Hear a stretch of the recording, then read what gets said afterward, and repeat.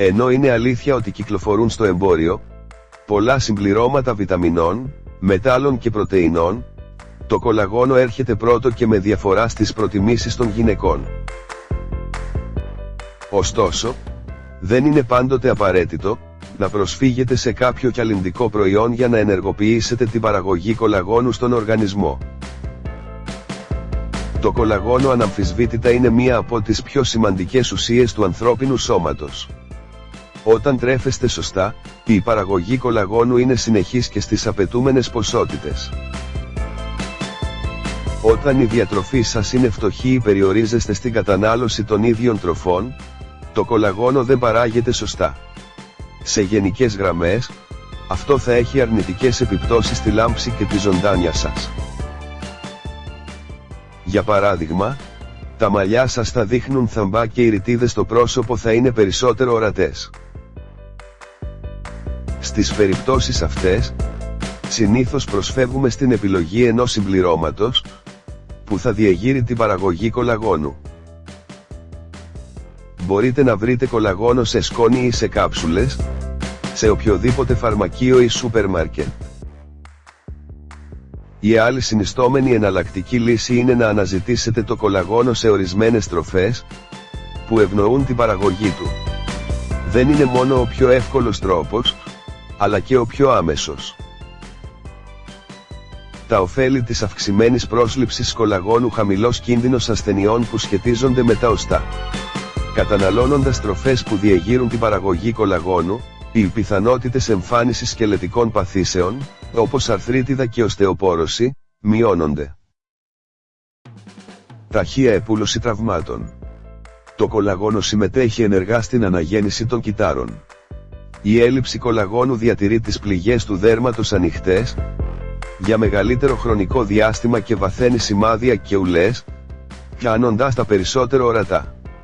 Πιο ανθεκτικές αρθρώσεις. Οι αρθρώσεις μας συγκροτούνται σχεδόν αποκλειστικά από κολαγόνο. Με την πάραδο του χρόνου, μπορεί να χάσουν τη μάζα τους και να προκύψουν προβλήματα, όπως πόνος στο γόνατο. Η πρόσληψη κολαγόνου βοηθά στην αποκατάσταση της μάζας των αρθρώσεων, που έχει υποστεί αλλοιώσεις. Λάμψη, ζωντάνια και ελαστικότητα. Το κολαγόνο ενισχύει την ελαστικότητα της επιδερμίδας, σε πρόσωπο και σώμα. Στην περίπτωση που αντιμετωπίζετε πρόβλημα με τις ρητίδες του προσώπου, εντάξτε στη διατροφή σας τροφές που αυξάνουν την παραγωγή κολαγόνου. Μη χάσετε επίσης την ευκαιρία να φτιάξετε θρεπτικές για το δέρμα μάσκες, με τη βοήθεια αυτών των τροφών. Τροφές που αυξάνουν την παραγωγή κολαγόνου: 1. Κόκκινες πιπεριές. Η βιταμίνη C είναι ζωτικής σημασίας σε όμικρον μέτων ότι αφορά την παραγωγή κολαγόνου και μία από τις καλύτερες πηγές πρόσληψης είναι οι κόκκινες πιπεριές. Όταν η διατροφή σας είναι φτωχή σε βιταμίνη C, ο οργανισμός σας δεν μπορεί να συνθέσει το στοιχείο αυτό σωστά. Με μόλις ένα δεύτερο φλιτζάνι, 125 γραμμάρια, κόκκινες πιπεριές, λαμβάνετε 95 mg κολαγόνο. Επιπλέον, η κόκκινη πιπεριά είναι ένα λαχανικό που εύκολα ενσωματώνεται σε κάθε τύπο διατροφής. Μπορείτε να χρησιμοποιήσετε τις κόκκινες πιπεριές σε σμούθις, τροφήματα, σε σαλάτες ή ομέσως σνακ ανάμεσα στα γεύματά σας. Η κόκκινη πιπεριά είναι επίσης γευστικότατη, ζωρεκτικό. Αντί για τηγανιτές τροφές, κόψτε μια πιπεριά και συνοδεύστε τη με ένα νητά-γιοταπί της επιλογής σας. Σας προτείνουμε να δοκιμάσετε τον ακαταμάχητο συνδυασμό γεύσης, κόκκινες πιπεριές και σάλτσα γουακαμόλε. 2 ντομάτες. Οι ντομάτες αυξάνουν την παραγωγή κολαγόνου, γιατί είναι πλούσιες στη φυτοχημική ουσία λικοπένιο. Είναι ξεκάθαρα ιδανικές για την καταπολέμηση της βλάβης που προκαλείται στο δέρμα από το περιβάλλον, τις υπεριώδεις ηλιακές ακτίνες και τη μόλυνση. Αν η περιοχή στην οποία ζείτε είναι μια περιοχή με υψηλούς δείκτες περιβαλλοντικών ρήπων, οι ντομάτες πρέπει να αποτελέσουν μέρος της καθημερινής σας διατροφής. Μπορείτε να φάτε ντομάτες με όποιον τρόπο επιλέξετε. Ωστόσο, προτιμήστε να τις φάτε ομές. Έτσι, τα επίπεδα λικοπενίου θα διατηρηθούν ως έχουν.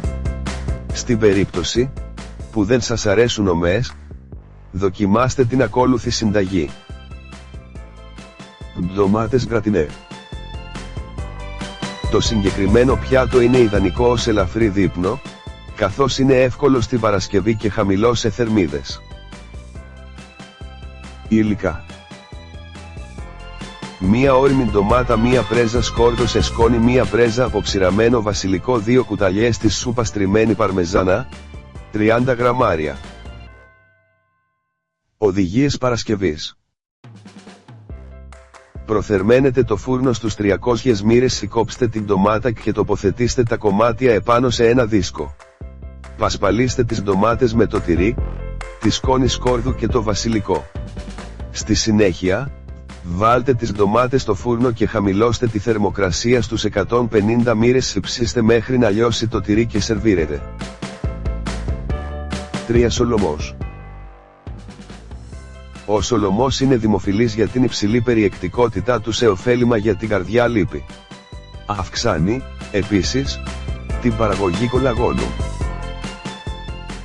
Τα ω3 λιπαρά οξέα του σολομού καταπολεμούν τη φλεγμονή και προλαμβάνουν την καταστροφή του κολαγόνου που προκαλείται από τη μόλυνση της ατμόσφαιρας. Αν εκτίθεστε συχνά στην ηλιακή ακτινοβολία, σας συνιστούμε να καταναλώνετε σολομό, τουλάχιστον μία φορά την εβδομάδα. Λόγω της γεύσης του, δεν χρειάζεται να χρησιμοποιήσετε ιδιαίτερες τεχνικές για να τον μαγειρέψετε. Δοκιμάστε να συνδυάσετε το ψάρι με βασιλικό και λίγο αλάτι. Στη συνέχεια, μαγειρέψτε τον σε ένα αντικολλητικό τηγάνι. Μπορείτε αντί για βασιλικό να χρησιμοποιήσετε αλάτι σκόρδου, τζίντζερ ή απλά χυμό λεμόνι. 4. Γαλοπούλα. Η φυσική παραγωγή κολαγόνου εξαρτάται σε μεγάλο βαθμό από διάφορα απαραίτητα αμινοξέα. Η καλύτερη πηγή αμινοξέων είναι οι ζωικές πρωτεΐνες, όπως της γαλοπούλας. Το κρέας της γαλοπούλας περιέχει προλίνη, γλυκίνη και λυσίνη. Η λυσίνη προωθεί τη σύνθεση μιας σημαντικής ποσότητας κολαγόνου καλής ποιότητας. Σας συμβουλεύουμε να τρώτε γαλοπούλα, τουλάχιστον 2 φορές την εβδομάδα. Συνοδεύστε την με μια καλή ποσότητα πράσινων λαχανικών, μισή κόκκινη πιπεριά και ντομάτα, για να ενισχύσετε την παραγωγή κολαγόνου.